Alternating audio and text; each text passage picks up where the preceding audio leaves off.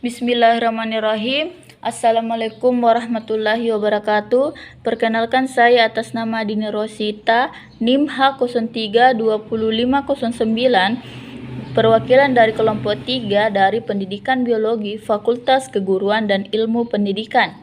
Di sini saya akan menjelaskan tentang sistem indera pada hewan, di mana di sini ada indera penglihat dan juga indera pembau. Pertama-tama kita akan menjelaskan tentang sistem indera pada hewan. Apa itu indera? Indera adalah kumpulan reseptor yang khas untuk menyadari suatu bentuk perubahan lingkungan. Agar dapat terjadi suatu penginderaan, kita harus juga memenuhi 4 syarat, di mana yaitu: pertama, adanya stimulus atau perubahan lingkungan yang mampu untuk membangkitkan respons sistem saraf. Yang kedua, reseptor atau organ indera harus dapat menerima stimulus dan mengubahnya menjadi impuls saraf. Yang ketiga, impuls saraf harus dihantarkan sepanjang lintasan saraf dari reseptor atau organ indera ke otak. Yang keempat, pusat indera yang bersangkutan di otak harus menerjemahkan impuls saraf yang diterimanya menjadi sebuah kesan. Setiap indera menerima stimulus khusus untuk penginderaan yang sesuai. Impuls sensoris yang akhir pada pusat-pusat indera di otak akan menimbulkan penginderaan yang disadari. Nah, di sini kita akan menjelaskan lagi tentang indera penglihatan, di mana indera penglihatan ini memiliki susunan indera penglihatan dalam garis besar terdiri dari 3. Yang pertama, kedua mata. Yang kedua, saraf optik yang saluran saraf yang menghubungkan mata dengan otak, yaitu the visual pathway. Yang ketiga, pusat penglihatan dalam otak, yaitu visual cortex. Yang ketiga di sini kita akan menjelaskan tentang indera pembau. Nah, indera pembau juga berfungsi untuk menerima bau suatu zat terlarut dalam udara atau air. Reseptor pembau terletak pada langit-langit rongga hidung pada bagian yang disebut dengan epithelium olfactory. Epithelium olfactory terdiri dari sel-sel reseptor dan sel-sel penyokong. Dari reseptor olfaktori berbentuk silindris dan mempunyai filamen-filamen seperti rambut pada permukaan bebasnya. Akson sel olfaktorius berjalan menuju bulbus olfaktorius pada sistem saraf pusat. Sel-sel olfaktorius didampingi oleh sel-sel penunjang yang berupa sebaris sel-sel epitel silindris berlapis banyak semu. Itulah materi yang dapat saya paparkan. Lebih dan kurangnya mohon dimaafkan. Saya akhiri, wabillahi taufiq wal hidayah. Wassalamualaikum warahmatullahi wabarakatuh. Indera pendengar atau telinga adalah sebuah indera yang menerima rangsangan berupa suara atau disebut dengan fonoreseptor. Telinga ini berfungsi untuk mendengar suara yang ada di sekitar kita. Selain untuk mendengaran, fungsi lain dari telinga adalah sebagai alat keseimbangan. Seperti yang kita lihat pada gambar, telinga terdiri atas 3 bagian. Yang pertama, telinga bagian luar. Bagian telinga luar adalah daun telinga, lubang telinga, dan saluran telinga luar. Fungsi dari telinga luar adalah untuk menangkap getaran suara. Yang kedua yaitu telinga tengah. Telinga bagian tengah terdiri dari selaput pendengaran atau gendang telinga, tulang-tulang pendengaran, dan saluran eustasius. Yang ketiga yaitu telinga dalam. Telinga bagian dalam terdiri dari bagian yang disebut tingkap jorong dan rumah siput. Fungsi dari telinga dalam adalah untuk meneruskan rangsangan ke otak. Selanjutnya yaitu panca indera peraba. Kulit adalah salah satu alat indera yang dapat menerima rangsangan dari luar. Misalnya temperatur, suhu, rasa sakit, tekanan, dan tekstur. Pada kulit terdapat mekanosreseptor yang peka terhadap sebuah rangsangan fisik. Adapun bagian-bagian kulit yaitu bagian kulit yang sangat peka terhadap ujung jari dan bibir, seperti yang nampak pada gambar. Kulit tersebut dapat membedakan kasar, halus, panas, dingin, serta sakit. Nah, ada 3 lapisan jaringan utama pada kulit, yaitu epidermis luar, dermis tengah, dan hipodermis bagian dalam. Kenalkan, nama saya Sarja dengan NIM H03200357. Di sini saya akan menjelaskan jenis reseptor sensorik. Yang pertama, nociceptor atau reseptor nyeri. Jenis energi yang ditransduksi yaitu mekanis. Kekuatan fisik seperti sentuhan kuat, tekanan, panas, suhu ekstrim, dan bahan kimia yang merusak. Contoh, ujung neuron di kulit dan jaringan lain. Kedua yaitu termoreseptor. Jenis energi yang ditransduksi yaitu panas dan dingin. Contohnya suhu, reseptor dalam darah mengisap serangga dan kotak. Kedua, ujung saraf dan reseptor di kulit dan lidah banyak hewan. Berikutnya itu organ lubang di lubang ular beludak dan termoreseptor dari hipotalamus. Dan yang ketiga yaitu reseptor elektroreseptor dan reseptor elektromagnetik. Contohnya yang pertama yaitu arus listrik yang di air digunakan untuk navigasi oleh banyak ikan dan beberapa spesies amfibi. Contoh berikutnya seperti medan magnet yang digunakan untuk orientasi dan migrasi.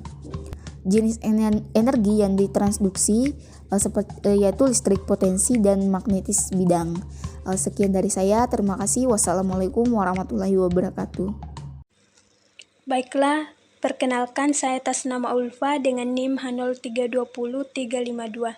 Di sini saya akan menjelaskan mengenai jenis reseptor sensorik pada mekanoreseptor. Pengertian dari mekanoreseptor itu sendiri merupakan reseptor yang menerima rangsangan yang berupa deformasi mekanik.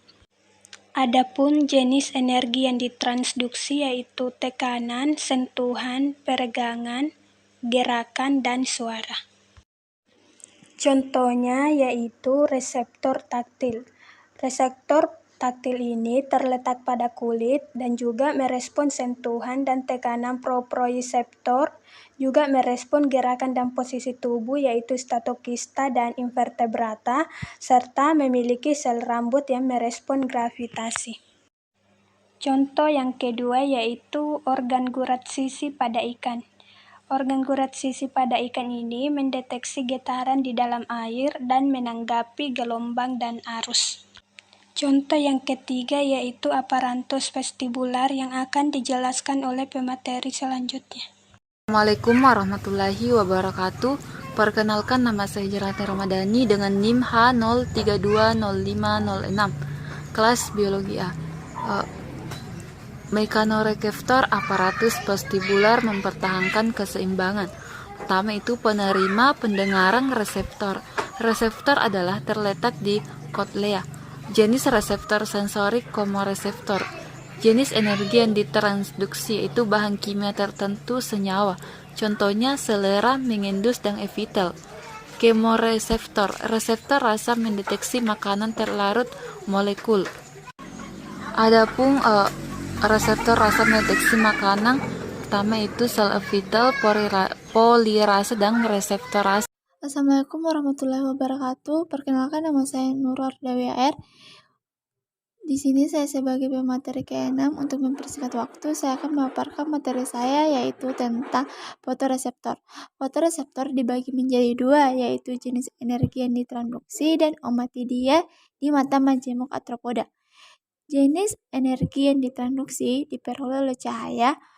Adapun bagian-bagiannya yaitu yang pertama, otak planaria mengarahkan tubuh untuk berputar sampai sensasi dari kedua sisi sama dan sejajar dan menyebabkan hewan menjauh dari cahaya.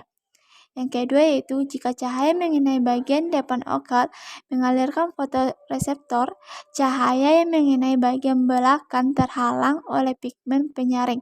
Dengan cara ini, okal menunjukkan arah cahaya memicu perilaku penghindaran cahaya. Adapun bagian-bagiannya yaitu yang pertama, mata segi pada lalat membentuk pola berulang yang terlihat dalam fotomikroskop yang berfungsi untuk melihat ke segala arah dalam jangka yang lebar. Yang kedua yaitu kornea dan kerucut kristal dari masing-masing ammotidium bersama-sama berfungsi sebagai lensa yang memfokuskan cahaya pada rabdon organel yang dibentuk dan memanjang ke dalam lingkaran fotoreseptor. Rabdon menjebak cahaya berfungsi sebagai bagian sensitif foto dari omatidium. Informasi yang dikumpulkan dari intensitas cahaya yang berbeda memasuki banyak omatidia dari sudut yang berbeda digunakan untuk membentuk gambar visual. Yang ketiga itu pandangan bunga dari pandangan mata lebah. Foto ini diambil menggunakan perangkat optik untuk mendapatkan simulasi perkiraan tentang bagaimana lebah dapat melihat bunga ini. Namun, lebah akan melihat sinar UV daripada merah dan lingkaran agar membentuk elips memanjang vertikal. Adapun mata vertebrata membentuk gambar yang tajam. Bagian-bagian mata yaitu yang pertama, kornea. Kornea mata adalah untuk meneruskan cahaya yang masuk ke dalam mata dan berakhir pada retina. Yang kedua yaitu iris. Iris atau selaput pelangi terletak di belakang kornea mata. Berfungsi dari celah yang ada di tengah selaput pelangi adalah untuk mengatur banyaknya cahaya yang masuk ke dalam mata. Yang ketiga yaitu lensa mata. Lensa mata adalah untuk memfokuskan agar cahaya yang masuk ke mata jatuh tepat pada retina. Dengan demikian, benda yang dilihat akan tampak jelas. Lensa mata mempunyai kemampuan mencembungkan dan memipih. Yang keempat yaitu badan bening. Badan bening adalah untuk meneruskan cahaya yang telah melalui lensa mata. Yang kelima yaitu retina. Retina berguna untuk menangkap cahaya yang masuk ke dalam mata. Yang keenam yaitu saraf mata. Saraf mata adalah untuk meneruskan rangsangan cahaya ke dalam otak.